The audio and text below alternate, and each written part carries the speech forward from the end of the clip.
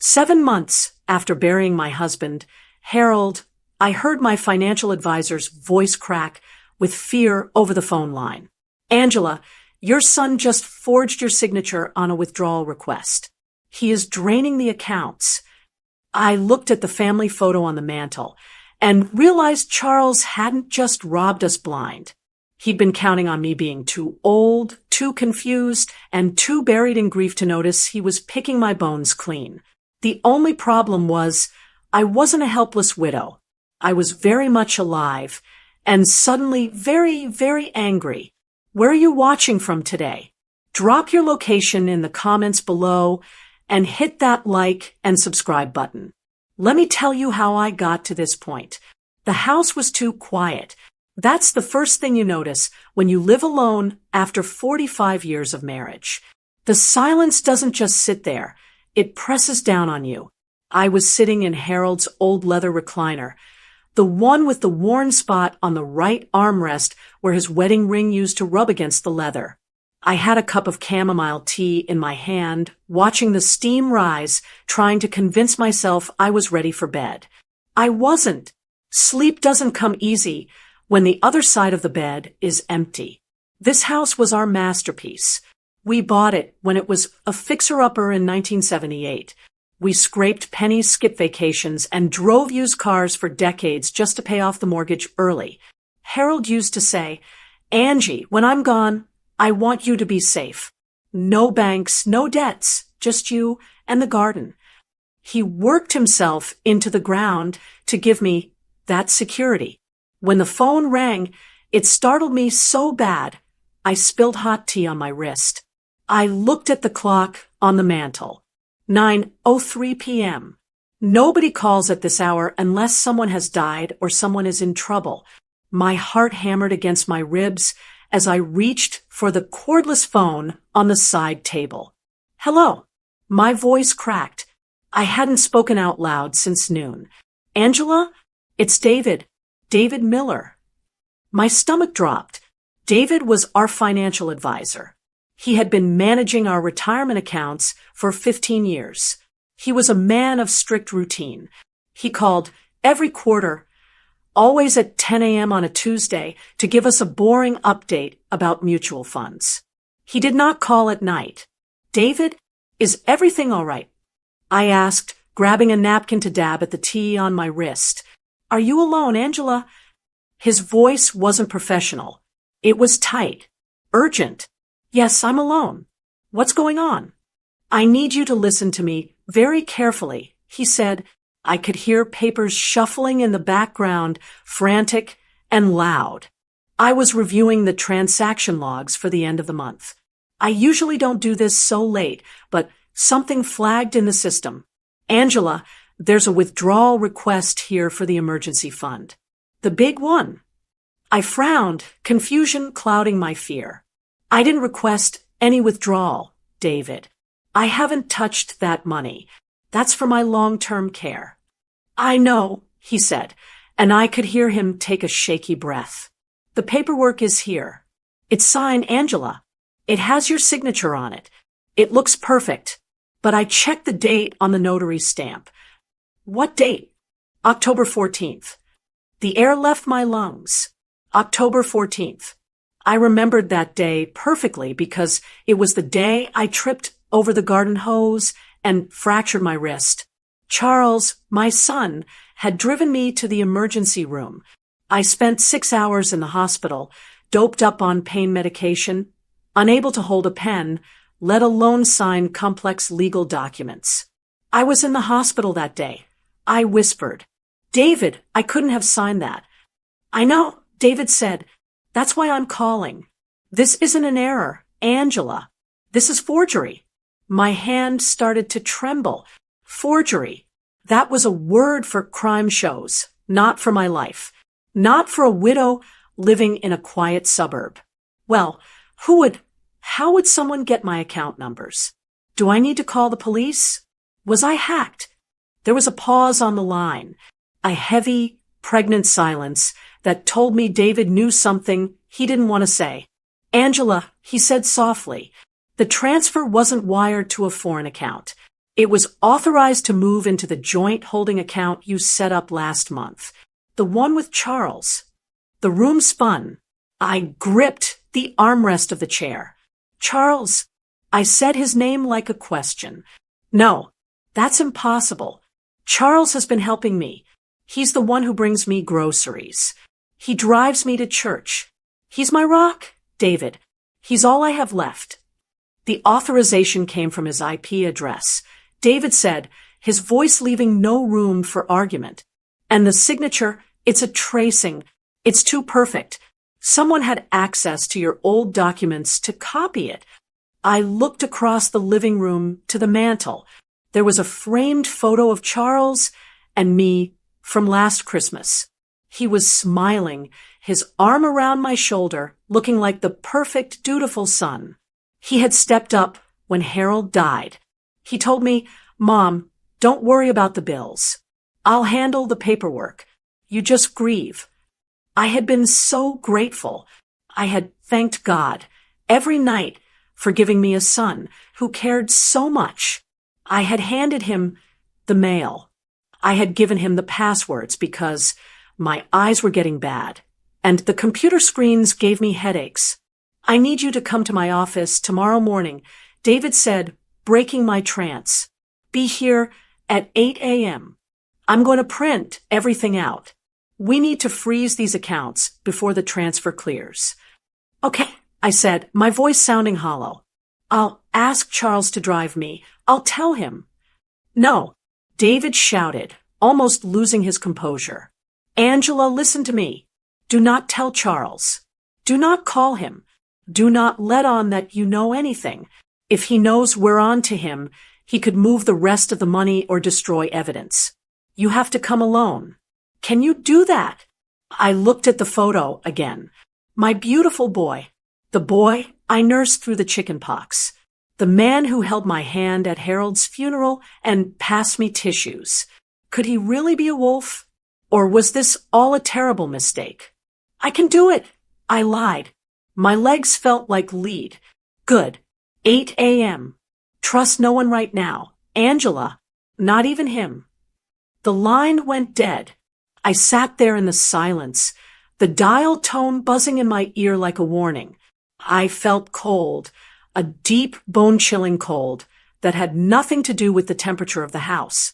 I had locked the front door, but for the first time in 40 years, I realized the lock didn't matter. The thief wasn't trying to break in. He had a key. I didn't sleep a wink. I lay in bed staring at the ceiling fan, watching the blades cut through the dark, waiting for the sun to come up. Every time the house settled or the refrigerator hummed, I jumped. My own home felt different now. It didn't feel like a sanctuary anymore. It felt like a crime scene where the evidence was still hidden. By 7 a.m., I was in the kitchen. I made a pot of coffee, strong, black, the way Harold used to like it. I needed the bitterness to wake me up. I needed to be sharp. David, my financial advisor, had told me to come to his office immediately, but I couldn't just run out the door. Charles came over for breakfast every Wednesday morning. It was our routine. If I wasn't here, or if I acted strange, he would know something was wrong. I heard his key turn in the lock at 7:30 sharp. That sound, the metal sliding into the tumbler, used to bring me such comfort. It meant I wasn't alone. Today, it sounded like an intrusion. Morning, Mom. Charles called out. His voice was bright, cheerful, filling the hallway. He walked into the kitchen looking like $1,000,000 in his navy suit, freshly shaved, smelling of that expensive cologne he started wearing a few months ago. He looked successful. He looked trustworthy. He looked like my little boy. He kissed my cheek, and I had to use every ounce of self-control not to flinch. You look tired, Mom, he said, pulling out his usual chair. Did you have a rough night? I told you not to watch the news so late. It upsets you. Just a little toss and turn, I said, pouring him a mug of coffee. My hand was steady. I made sure of it. I'd been thinking, Charles. He took a sip, blowing on the steam. Thinking about what? About the money, I said. I dropped the words onto the table, like stones. He didn't freeze. He didn't choke on his coffee. He didn't even blink. He just set the mug down gently and gave me a soft, patient smile. The kind of smile you give a toddler who just asked a silly question. What about the money, Mom? I was thinking I'd like to see the statements. I lied. I want to go over the accounts today. Maybe go down to the bank and just check on things. It's been a few months since I really looked at the numbers, and with the economy the way it is, I watched his eyes. I was looking for panic. I was looking for guilt. But I didn't see either. Instead, I saw something that made my blood boil hotter than the coffee in my cup. Pity. He laughed. A light, airy chuckle. He reached across the table and patted my hand. His palm was warm, but his touch felt cold. Oh, Mom, he said, shaking his head. Don't worry your pretty head about that. You know how confused you get with numbers lately. The air left my lungs. Confused. Yes, confused, he said, his voice dropping to a whisper, like he was sharing a secret. Remember last week? You called me in a panic because you lost your car keys. We found them in the refrigerator, remember? And the week before that, you forgot we had a lunch date. I stared at him. I had put the keys in the fridge because I was unloading groceries and answered the phone at the same time. It was a simple mistake. Anyone could make it. But he was twisting it. He was turning a moment of distraction into a diagnosis. Everyone loses their keys, Charles, I said, my voice hardening. Of course, he soothed, squeezing my hand. But you've been through so much trauma, Mom. Dad's death hit you hard.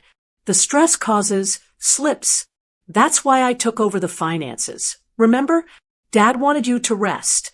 He didn't want you stressing over spreadsheets and market fluctuations. You just relax. Enjoy your garden. Let me handle the heavy lifting. He was doing it so smoothly. He wasn't yelling. He was pampering. He was wrapping me in cotton wool so tight I couldn't move. He was using my grief, my husband's death, and my age to paint me as an incompetent old woman who needed a keeper. And the worst part, if I hadn't received that phone call last night, I would have believed him. I would have felt grateful. I would have thought, oh, silly me, Charles is right. I am getting forgetful. Thank God I have him. But I knew the truth now. This wasn't kindness. It was a cage. I suppose you're right, I said, forcing a weak smile. I pulled my hand away from his. I have been a bit scatterbrained lately. Exactly, he said, looking relieved. He checked his gold watch. A watch I realized he probably bought with my retirement fund. I've got to run. Big meeting at the firm today. You just take it easy, okay? Maybe take a nap. I will, I said. He kissed the top of my head, grabbed a piece of toast, and walked out the door. Love you, Mom. Love you too, I whispered. The lie tasted like ash in my mouth. As soon as I heard his car engine fade down the street, I moved. The confused old lady vanished. I went to the hallway closet and grabbed my coat. I didn't reach for my car keys. Charles had access to the GPS app on my phone that linked to the car's navigation system. He claimed he installed it for my safety so he could find me if I got lost. Now I knew better. He wanted to know where I was every second of the day. I wasn't going to give him that satisfaction. I walked to the kitchen phone, the landline he couldn't track, and dialed the number for the local taxi service. The one Harold used to use when his truck was in the shop. Yellow cab? I need a car to 422 Maple Drive. No, not the airport. Downtown. And please hurry. I grabbed my purse and stepped out onto the porch. I left my cell phone on the kitchen counter. Let him track that. Let him think I'm sitting at home, drinking tea and taking a nap. By the time the taxi pulled up, my hands had stopped shaking. I wasn't just a grieving widow anymore. I was a woman on a mission. Charles thought I was losing my mind. He was about to find out exactly how sharp I really was. The taxi ride downtown felt like the longest 20 minutes of my life. I stared out the window at the familiar streets of Chicago, but everything looked distorted, like I was watching a movie of someone else's life. When the cab pulled up to the glass building where David's firm was located, I paid the driver in cash, careful not to use the debit card Charles tracked, and stepped out onto the sidewalk. My knees felt weak, but I forced myself to walk through those revolving doors. I wasn't just a client today. I was a victim looking for proof. David was waiting for me in the lobby. He didn't smile. He didn't offer me coffee or ask about the weather. He just nodded, swiped his security badge, and led me straight to the elevator. The silence between us was heavy, suffocating. It confirmed everything my gut had been screaming since last night. This wasn't a clerical error. This was a disaster. When we got to his office, his desk was covered in paper. Stacks of it. Statements, photocopies of checks, legal documents. It looked like a war room. "Sit down, Angela," David said, closing the door and locking it. I sat. I folded my hands in my lap to stop them from shaking. "Tell me," I said. "Don't sugarcoat it. David, I'm 72 years old. I've buried a husband and parents. I can handle the truth. How much did he take?" David took a deep breath and slid the first piece of paper across the mahogany desk. It wasn't a bank statement. It was a lease agreement. "Do you recognize this car?" he asked. I looked at the photo attached to the document. It was a sleek black sports car. A Porsche, the kind of car you see teenagers or midlife crisis men driving in the movies. "No," I said. "I drive a Buick. Charles drives that minivan for the kids." "What is this?" "It's a lease, Angela, in your name, co-signed by Charles using his power of attorney. The payments are $1,200 a month. They've been coming out of your investment account since February." My mouth fell open. $1,200. That was more than my grocery budget for 3 months. He told me he was helping me diversify my portfolio. I whispered. He said he was moving money around to get better interest rates. He was moving it, all right, David said grimly. He flipped to the next stack. These pages were covered in black lines, highlighting transaction after transaction. "These are transfers to online gambling sites," David said. "BetMGM, DraftKings, Golden Nugget, $500 here, $2,000 there." One night in March, he dropped $4,000 in 3 hours. "All from your savings." I felt sick, physically sick. My stomach churned. "Harold and I never gambled. We didn't even buy lottery tickets. We believed that wealth came from hard work and saving, not luck. To see our life savings, money Harold had sweated for in the factory for 40 years, being thrown away on digital poker games. It was a slap in the face to his memory. "He has a problem," I said, trying to rationalize it, trying to find the motherly excuse. "It's an addiction. He needs help. He needs a lawyer." David cut in sharp. "Angela, the car and the gambling are bad, but they aren't the worst of it." He reached for a thick document bound with a blue cover. He hesitated before sliding it over, looking at me with genuine pity in his eyes. That look scared me more than anything else. "What is that?" I asked. "This," David said, tapping the cover, "is a home equity line of credit. A HELOC." I stared at him blankly. "I don't have a line of credit. We paid off the house in '98. We burned the mortgage papers in the fireplace. It was one of the happiest days of our lives. I own that house free and clear." "You did," David corrected gently. "Until 4 months ago, Charles took out a line of credit against the equity in your home. He borrowed $150,000 against the value of the house." The room started to spin. I gripped the edge of the desk. He mortgaged my house? Yes. And he's already spent most of it. And Angela, he hasn't made a payment in 2 months. The bank sent a default notice to an email address he controls. You never saw it. Tears pricked my eyes, hot and angry. My house. My sanctuary. The place where I raised my babies. The place where Harold died in his sleep. The place where every mark on the wall had a story. It was the only thing I had that made me feel safe.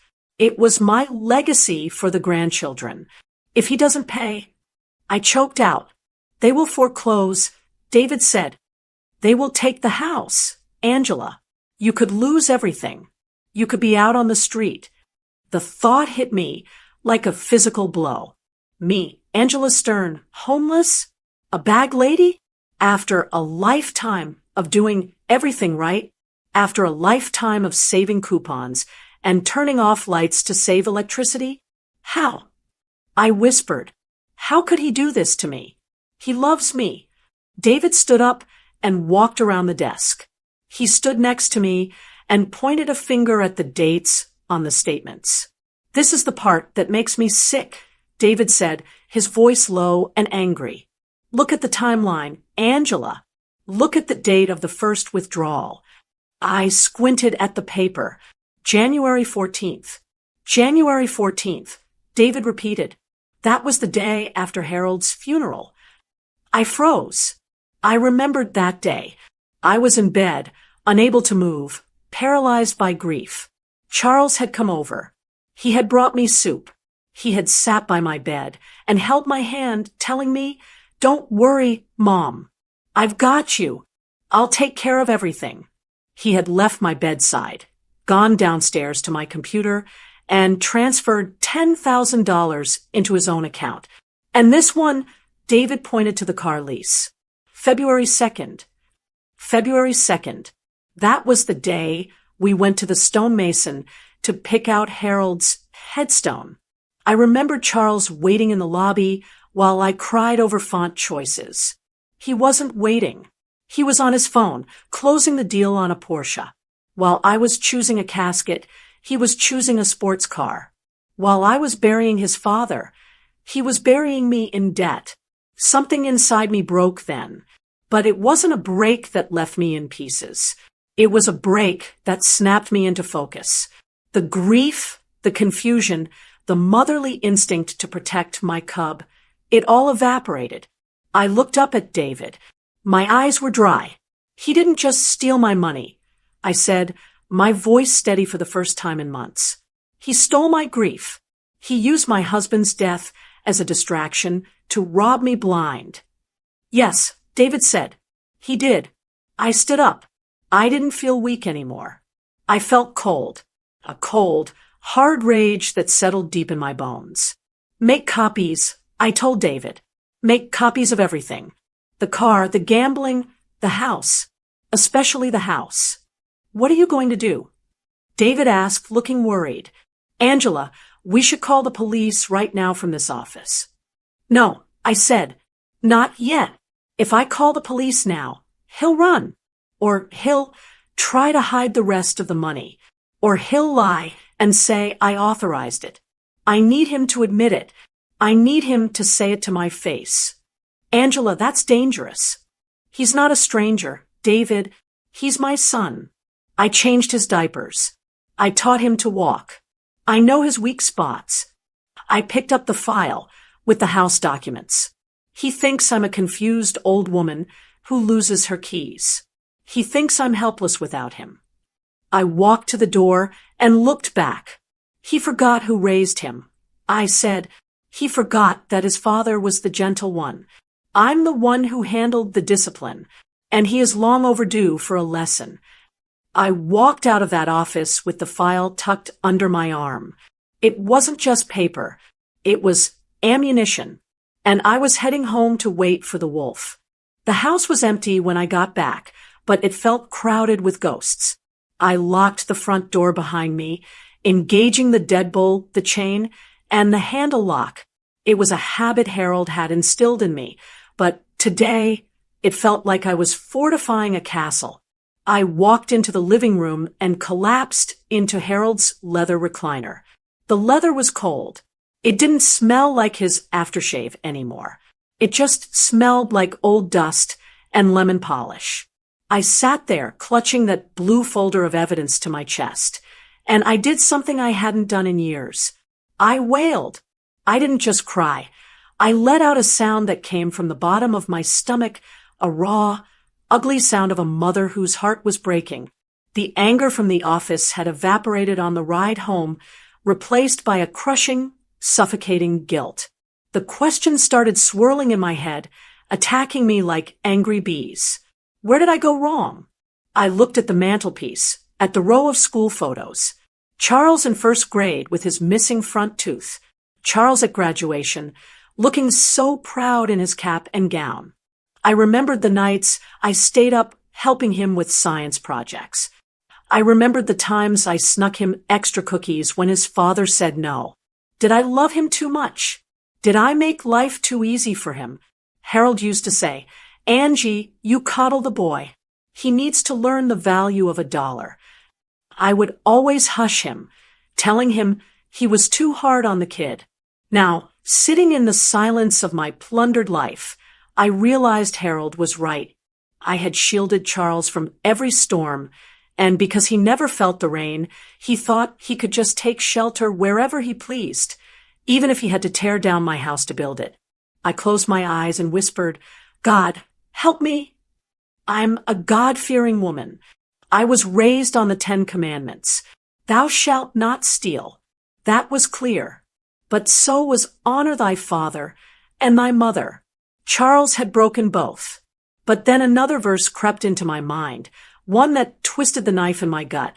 Love covers a multitude of sins. Wasn't that a mother's job?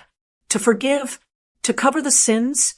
If I called the police, I would be the one sending my own son to prison. I would be the one destroying his life. Could I live with that? Could I sit in a church pew on Sunday knowing I was the reason my son was behind bars? I felt sick.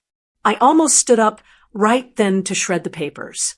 Maybe I could just sell the jewelry. Maybe I could take a reverse mortgage to pay off his mess. I could fix this. I could save him one last time.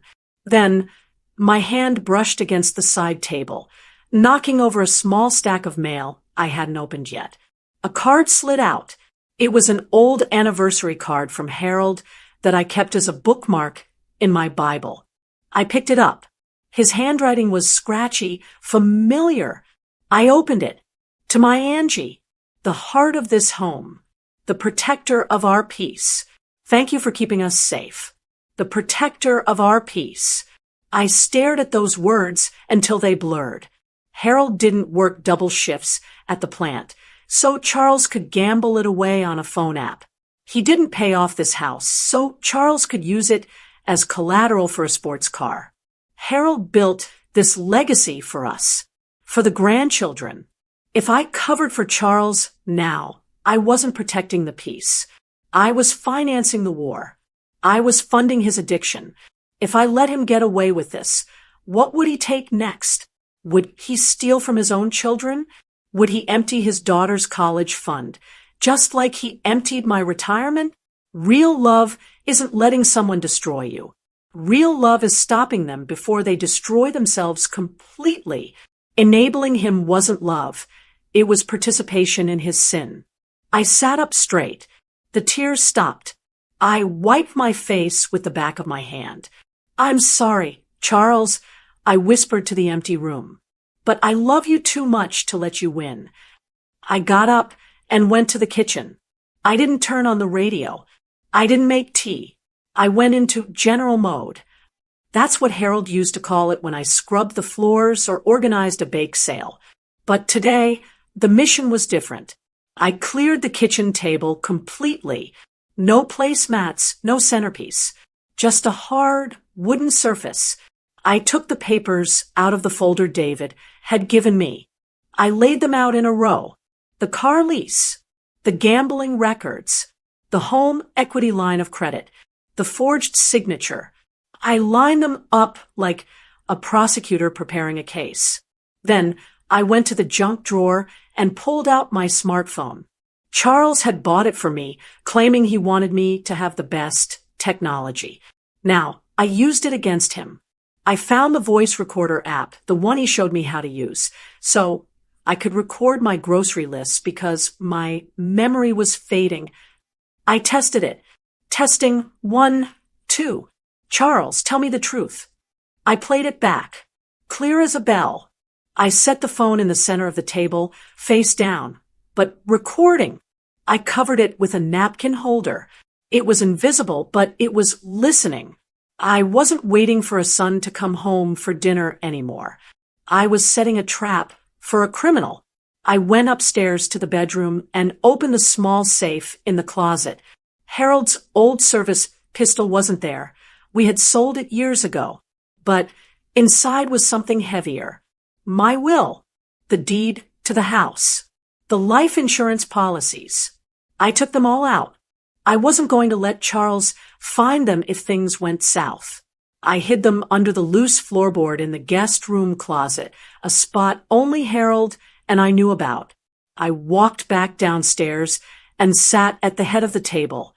I looked at the clock. 5:45 p.m. Charles would be here at 6 o'clock. He never missed a free meal. My heart was hammering, but my hands were steady. I wasn't praying for a miracle anymore. I was praying for strength. I was praying that when he looked me in the eye and lied, I wouldn't crumble. I heard a car door slam outside. It was time. I folded my hands on the table, right next to the evidence of his betrayal. The prayer was over. Now, the battle began.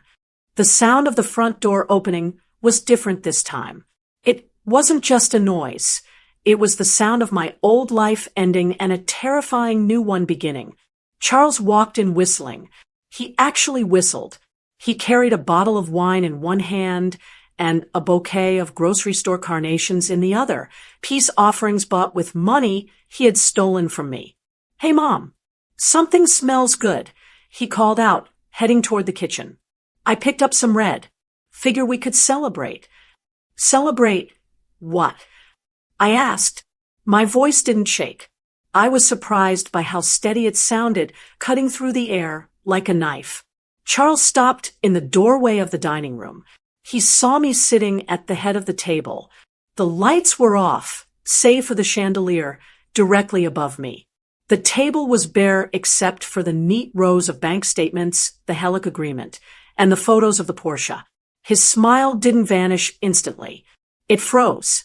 A flicker of annoyance crossed his eyes, quickly replaced by that patronizing softness he had perfected over the last few months.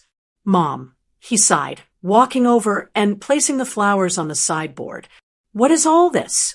I told you not to worry about the paperwork. Did you go digging through old files again? You know you get overwhelmed."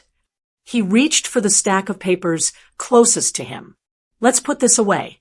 I'll order a pizza." "Don't touch them," I said. It wasn't a request. It was an order.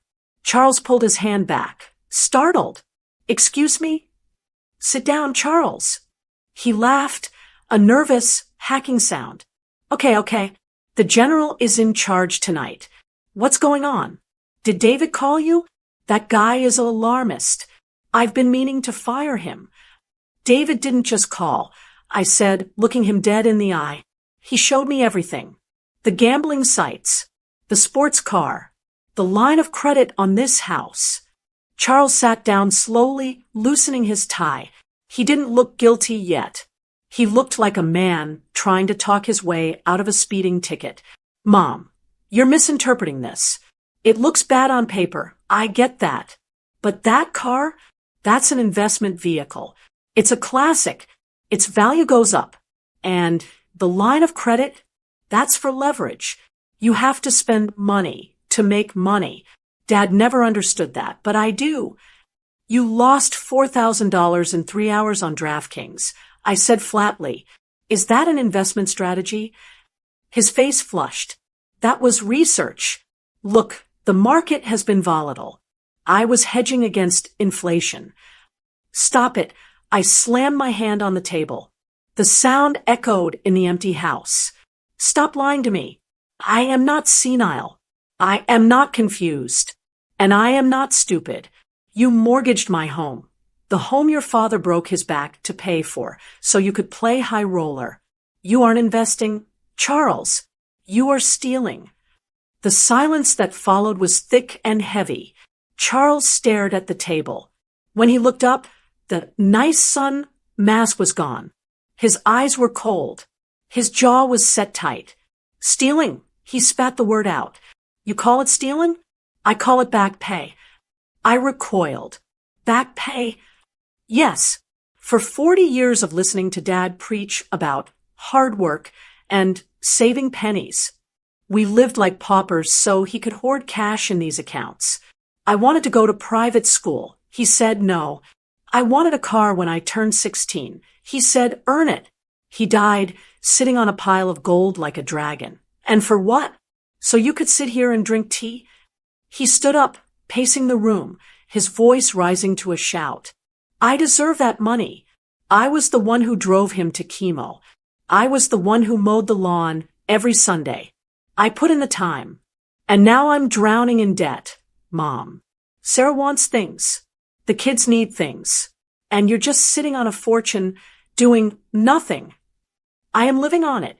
I yelled back, standing up to meet him. That money is for my care.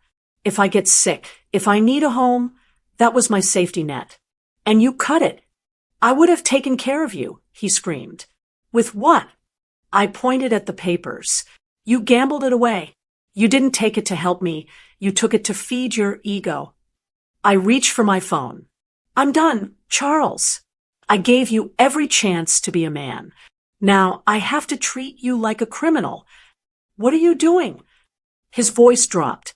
It wasn't angry anymore. It was dangerous. I'm calling the police. I'm reporting the fraud. David has already frozen the accounts, but I need a police report to save the house from foreclosure. Charles lunged across the table and grabbed my wrist. His grip was hard. It hurt.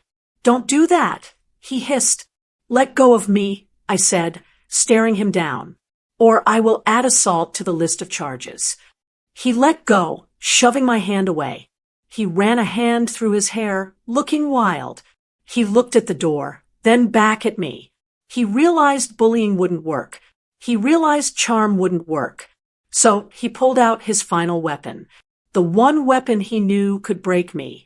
He leaned in close, his voice dropping to a whisper. Think about what you're doing, Mom. Really think. I have thought about it, I said, unlocking my phone screen. If you call the cops, I go to prison. There is no way around that. This is felony fraud. I'll go away for years. You should have thought of that before you signed my name. And if I go to prison, he continued, ignoring me, what do you think happens to Sarah and the kids? I froze. My grandchildren, Leo, who was 7, and Mia, who was 4. My babies. Sarah hates this city, Charles said, a cruel smile touching his lips. She hates the cold. She hates living so close to you. She's been begging me to move back to Oregon to be with her parents. The only reason we stayed was because of my job, because of the money. He took a step closer. If I go to jail, the money stops. The house goes. Sarah will pack up that minivan and drive the kids 2,000 miles away. You will never see them again. My thumb hovered over the call button. My heart felt like it was being squeezed in a vice. You won't be their grandma anymore, he taunted. You'll just be the woman who sent their daddy to jail. They will grow up hating you. Sarah will make sure of it. You will die in this big, empty house, and no one will visit you. No Christmas. No birthdays. Just silence. He gestured around the room. Is the money worth that, Mom? Is saving a few bucks worth losing your family forever? The room spun. I saw the future he was painting. I saw the empty holidays. I saw the unread letters. I saw myself dying alone in a hospital bed with no one to hold my hand. It was my worst nightmare. It was the fear that kept every widow awake at night. He saw me hesitate. He softened his voice, sensing victory. Just put the phone down, Mom. We can fix this. I'll pay it back. I swear. We keep this in the family. Don't blow up our lives. I looked at him. I looked at the man who used to run into my arms when he scraped his knee. Now, he was holding a gun to my heart, using my grandchildren as bullets. If I hung up, I kept the family. But I lost myself. I lost Harold's legacy, and I would live the rest of my life as a hostage, knowing he could steal from me again, and I could do nothing. If I called, I lost the family. But I kept my dignity. I kept the truth. I looked down at the table. I saw Harold's handwriting on the anniversary card I had placed next to the phone. Protector of our peace. Peace isn't the absence of conflict. Peace is the presence of justice. I looked up at Charles. I didn't see my son anymore. I saw a stranger who would burn down his own children's future to warm his hands. If I let him go, he wouldn't stop. He would drain the college funds next. He would destroy Sarah, too. Saving the family didn't mean keeping us all together in a lie. Sometimes saving the family means cutting out the rot, so the rest can survive. I'm not losing them, Charles, I said, my voice quiet but final. He smiled, thinking he had won. Good choice, Mom. You didn't hear me, I said, my thumb pressing down on the green button. I said I'm not losing them. You lost them. You lost them the day you decided that stealing their inheritance was more important than being their father. Mom, don't. You threaten me with loneliness? I asked, putting the phone to my ear. I'd rather be alone with my integrity than surrounded by thieves. Mom, he screamed, reaching for the phone. I stepped back and spoke clearly into the receiver. 911. My name is Angela Stern. I am at 422 Maple Drive. I would like to report a robbery. The perpetrator is in my house. He is my son. Charles fell back into the chair, his face turning ashen white. The arrogance was gone. The threat was gone. All that was left was the reality of what he had done. I didn't hang up. I stood there, holding the line, watching the man I gave life to realize that his mother wasn't just a victim. She was the judge, and the gavel had just come down. I watched from the living room window as the police cruiser pulled into the driveway. They didn't use the siren, thank God, but they couldn't turn off the lights. That blue strobe pulsed against the front of the house, bouncing off the oak trees Harold had planted 40 years ago. It was a silent, flashing billboard telling the whole neighborhood that the Stern house, always so quiet and respectable, was now a crime scene. I saw the blinds twitch in the house next door. Mrs. Gable was watching. She had lived there as long as we had. We had traded zucchini bread recipes and watched each other's cats. Now, she was watching my son being led out of my front door in handcuffs. Charles didn't fight. He didn't scream. He looked deflated, like a balloon that had lost its air. 2 officers walked him down the sidewalk, the same sidewalk where he learned to ride a bike. He didn't look back at the house. He didn't look at me. He kept his head down, staring at his expensive Italian shoes shuffling against the concrete. When they put him in the back of the car, I felt a physical pain in my chest, sharp and deep. It went against every instinct I had. Mothers protect. Mothers nurture. Mothers don't dial 911 on their own children. I felt like I was cutting off my own arm. But then I looked at the table behind me. I looked at the papers. The Hellick, the gambling debts, the lies. I wasn't the one who destroyed this family. He was. I just stopped him from burying us both in the rubble. The police car drove away, the red taillights disappearing around the corner. The silence that rushed back into the house was deafening. It was over. The immediate danger was gone. But the war wasn't. 10 minutes later, my phone rang. It wasn't a normal ring. It sounded aggressive. I looked at the caller ID. Sarah, my daughter-in-law. I took a breath, my hand trembling as I pressed answer. I knew this was coming. Angela. Her voice was high, shrill, bordering on hysteria. The police just called me. They said Charles is being booked. They said you called them. I did, I said, sinking into a kitchen chair. Are you insane? She screamed. I had to pull the phone away from my ear. He is your son. He is the father of your grandchildren. How could you do this? How could you call the cops on him over money? It wasn't just money, Sarah, I said, trying to keep my voice calm. He forged my signature. He mortgaged my house. He stole my retirement. He was gambling it away.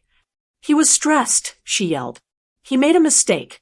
He told me he borrowed some to cover bad investments, that he was going to pay it back. He had a plan, Angela. If you had just waited, he would have fixed it. But now, you've ruined us. You hear me? You've ruined his career. Who is going to hire a felon? How are we supposed to feed the kids? He wasn't feeding the kids, Sarah. I snapped, my patience breaking. He was feeding DraftKings. He lost $4,000 in 3 hours. Did he tell you that? Did he tell you he put a lien on my home? If I hadn't stopped him, the bank would have taken my house.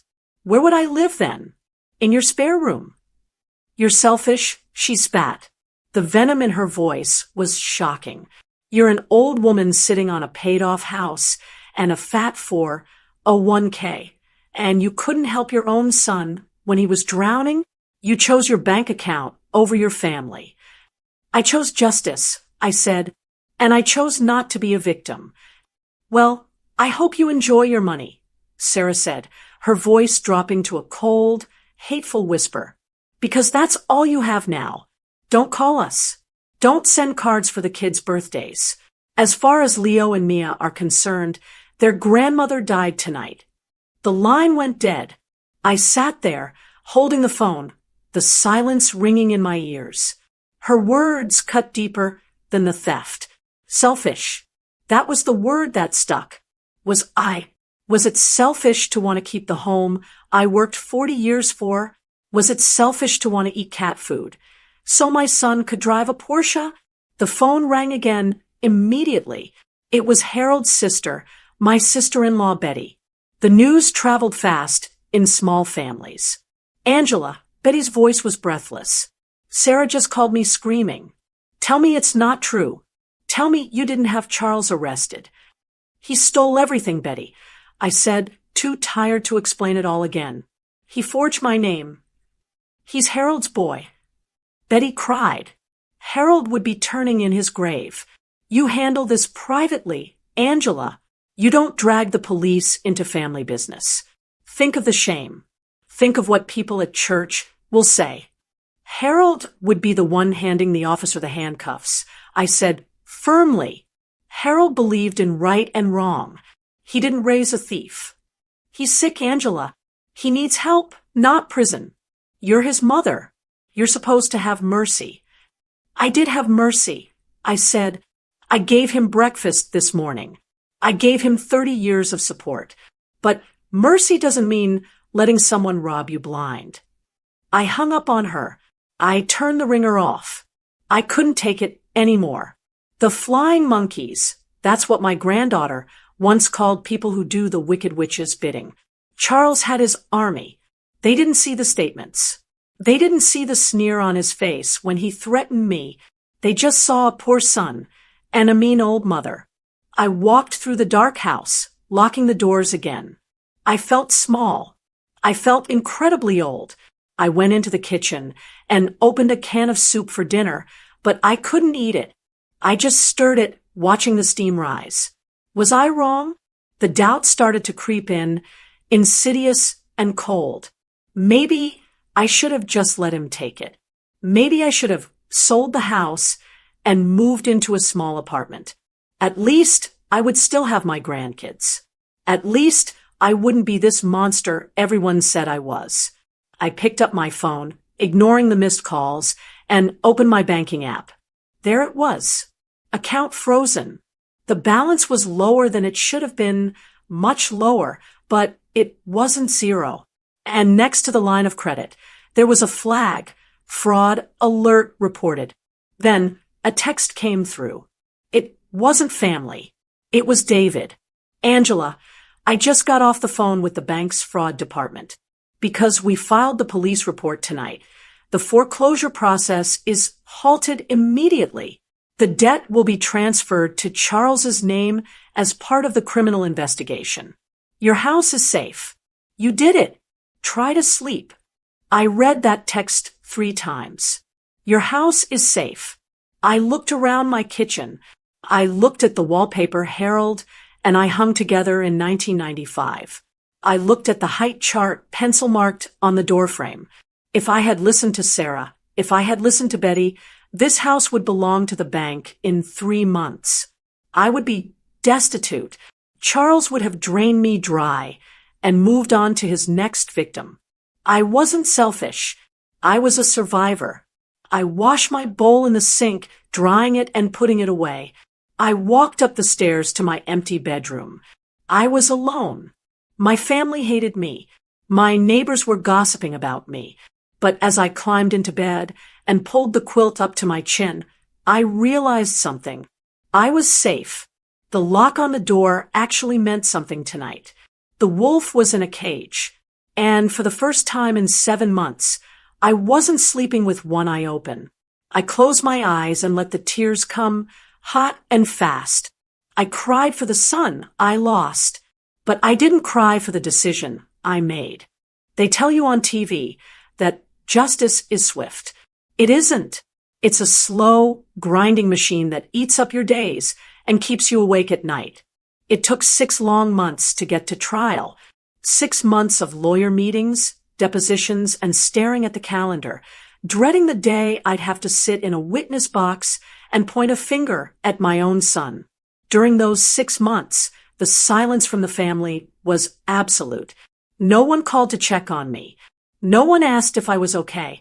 I went to the grocery store early in the morning to avoid running into neighbors who whispered behind their hands. I felt like a pariah in my own town, but I kept my head high. I kept my house clean, and I kept that file of evidence ready. When the day finally came, the courthouse felt like a freezer. The air conditioning was humming too loud, or maybe that was just the blood rushing in my ears. I walked in with David, my advisor, by my side. He was the only one who stood by me. When the bailiff brought Charles in, my breath hitched in my throat. I hadn't seen him since the night of the arrest. The man walking into that courtroom wasn't the slick, confident financial planner in the Italian suit.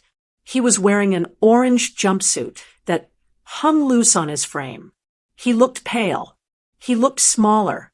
He hadn't shaved, and his hair, usually so perfectly styled, was limp. He looked at me. He didn't look angry anymore. He looked pathetic. He widened his eyes, giving me that sad, lost puppy look he used to give me when he was 10 years old and broke a window. It was the look that used to make me melt, the look that used to make me open my wallet and fix his mistakes. But I didn't melt. I just felt a cold, hard knot in my stomach. That puppy look was a lie. That puppy look had cost me my life savings. I took the stand. The prosecutor asked me simple questions. Did you sign this? No. Did you authorize this transfer? No. Did you know about the line of credit? No. Then came the defense attorney. He tried to paint me as confused. He asked if my memory was failing. He asked if I was grieving so hard I simply forgot I told Charles to take the money. I leaned into the microphone. Sir, I said, my voice steady. I might be 72, and I might be grieving, but I know the difference between a gift and a theft. My son didn't ask for help. He took it. He looked me in the eye and told me I was crazy while he was spending my money on sports cars. The courtroom went quiet. Charles looked down at his hands. When the judge finally spoke, he didn't mince words. He was an older man, maybe my age, with stern eyes over reading glasses. He looked at Charles with pure disgust. "Mr. Stern," the judge said, "you were in a position of ultimate trust. You were given power of attorney to protect a vulnerable senior, your own mother. Instead, you used that power as a weapon. You preyed on her grief. You exploited her trust. This was not a mistake. This was a calculated predatory campaign to strip a widow of her security." I let out a breath. I felt like I'd been holding for half a year. Predatory. That was the word. For the counts of wire fraud, forgery, and elder financial abuse, the judge continued, "I am sentencing you to 5 years in state prison." 5 years. A gasp went up from the back of the room. It wasn't me. It was Sarah. I didn't turn around. I watched the bailiff handcuff Charles. He didn't look at me again. He just slumped, defeated. As they led him away, I didn't feel happy. You don't feel happy when your child goes to jail. But I felt something else. I felt light. The weight of his lies was finally off my shoulders. The world knew the truth now. I wasn't the crazy old lady. I was the victim who fought back. I walked out of the courtroom, my legs feeling a bit shaky. I just wanted to go home and sleep for a week. "Angela." The voice came from behind me near the water fountains. I turned. It was Sarah. She looked terrible. Her eyes were red and puffy, and she wasn't wearing makeup. She looked 10 years older than she had 6 months ago. I braced myself. I expected her to scream. I expected her to blame me again. I tightened my grip on my purse, ready to walk away. "What do you want, Sarah?" I asked defensively. She didn't scream. She started to cry. But these weren't angry tears. They were broken tears. "I didn't know," she sobbed. "I really didn't know." "You knew enough to call me selfish," I said. "You knew enough to cut me off from the grandkids." "He lied to me too," she whispered, wiping her nose with a tissue. After the arrest, the investigators started digging into our personal accounts. The joint savings? The college funds for Leo and Mia? They're gone, Angela. All of it. My heart dropped. The college funds. "Empty," Sarah said. "He told me he moved them to a better yield account. He gambled it all away. We have nothing. The bank is coming for our house next week. We're moving into a 2-bedroom apartment near my parents." She looked at me, her eyes pleading. "He told me you were hoarding money while we struggled. He told me you refused to help. I believed him because he's my husband. I'm so sorry, Angela. I was so scared of losing everything that I blamed you." I looked at this woman. For months, I had hated her. I had seen her as the enemy. But now, looking at her broken posture, I realized she was just another one of his victims. He had gaslighted her just as hard as he had gaslighted me. He had played us against each other to keep his secrets safe. He was very good at lying. I said softly, "Can you ever forgive me?" Sarah asked, "I know I said terrible things, but the kids, they miss you. Leo asks about you every day." The mention of Leo's name cracked the armor I had built around my heart. "I don't know if I can forgive you yet," I said honestly. "You hurt me, Sarah. You used the children as a weapon, just like he did." She flinched, nodding. "I know. I was desperate." But I continued, "I won't punish the children for the sins of their parents. That's what Charles did. I won't do that." I reached into my purse and pulled out a tissue, handing it to her. "I want to see them," I said. "Before you move, bring them to the house. I'll make spaghetti." Sarah took the tissue, nodding vigorously. Yes, of course. "Thank you, Angela. Thank you." She walked away toward the exit, looking a little less heavy. I stood there in the hallway for a moment. I had lost a son today, officially. But as I watched Sarah leave, I realized I might have just saved my relationship with my grandchildren. The judge had given me justice, but standing my ground had given me something even more important, the truth. And the truth had finally set us all free. Putting the for sale sign in the front yard was the easiest thing I've done all year. Neighbors walked by and whispered, thinking I was selling because I was broke. They thought the bank had finally won or that the legal fees had bled me dry. They looked at me with pity. I didn't correct them. I just smiled and waved. Let them talk. They didn't know that the check sitting in my purse from the sale wasn't a desperate attempt to pay debts. It was a war chest. I didn't sell the house because I had to. I sold it because I wanted to. That house was a museum of memories, yes, but lately it had become a haunted house. Every time I looked at the dining room table, I saw Charles threatening me. Every time I looked at the driveway, I saw the police car. I needed to purge the ghosts. I bought a condo 3 miles away. It's perfect. It's on the ground floor. No stairs to worry about when my knees act up. It has a small patio where I grow tomatoes, and it overlooks the city park. It's bright, it's modern, and most importantly, it's mine. The deed has one name on it, Angela Stern. And nobody has the power to sign for it but me. But the real victory wasn't the condo. It was what I did with the rest of the equity. Last Tuesday, I sat down with a new attorney, an estate specialist recommended by David. I told him exactly what I wanted to do with the money I had recovered and the profit from the house. I want to set up an irrevocable trust. I told him, for Leo and Mia, for their college, their first homes, their weddings. That's a generous gift, the lawyer said. It's not just a gift, I corrected. It's a vault. And I need a specific clause in there. A clause that is ironclad. I leaned forward. My son, Charles, is never to access a single penny of this fund. Not as a trustee, not as a beneficiary, not even if he gets out of prison and claims he's changed. The money goes directly to the universities or the mortgage lenders. It never touches his hands. The lawyer typed it up exactly as I asked. I signed the papers with a steady hand. It felt like the final lock clicking into place. Charles had stolen from his own children to feed his ego. Now, I had ensured that even from behind bars or years down the road, he could never steal from them again. I had bypassed the wolf to feed the lambs directly. It was the ultimate financial protection.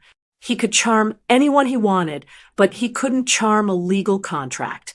Yesterday, Sarah brought the kids to the park across the street from my new place.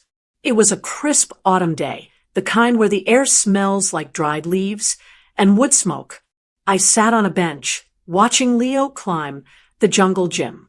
He looked so much like his father did at that age, but without the darkness. Mia was chasing a butterfly, laughing that pure, bubbling laugh that only children have. Sarah sat next to me. She looked healthier. The dark circles under her eyes were fading. She had found a job as a receptionist at a dental office. It wasn't glamorous, and they were living in a small apartment, but she was standing on her own 2 feet. She wasn't waiting for a man to save her anymore. We had that in common. They look happy, Sarah said, watching them. They are safe, I answered. That's what matters. Charles called collect yesterday. Sarah said quietly. He wanted to know if you had sold the house. He wanted to know how much we got for it. What did you tell him? I told him it was none of his business, Sarah said, and I hung up. I reached over and squeezed her hand. We weren't best friends. We probably never would be, but we were allies. We were 2 women who had survived the same storm. I looked back at my grandchildren. The wind blew through the trees, and for the first time in a year, I didn't feel a knot of anxiety in my chest. I felt light. I felt solvent. I felt strong. I used to think being a matriarch meant baking cookies and keeping the peace. I know better now. Being a matriarch means protecting the flock, even if the wolf is your own flesh and blood. It means making the hard calls when everyone else is too afraid to speak. It cost me a son to save a family. It was the hardest check I ever signed, but it bought me something money can't, the truth. And sitting here in the sunlight, watching my grandbabies play, I know I got the better deal. What city are you listening from? And what time is it there? Write it in the comments. And if you'd like to help me keep sharing these emotional, thrilling stories every day, even a small donation makes a big difference. It truly helps keep the channel alive. For more life stories like this, you can explore the other videos on my channel and subscribe. On the screen, you'll see 2 news stories I'm sure you'll enjoy. Click one and start listening right away. With love.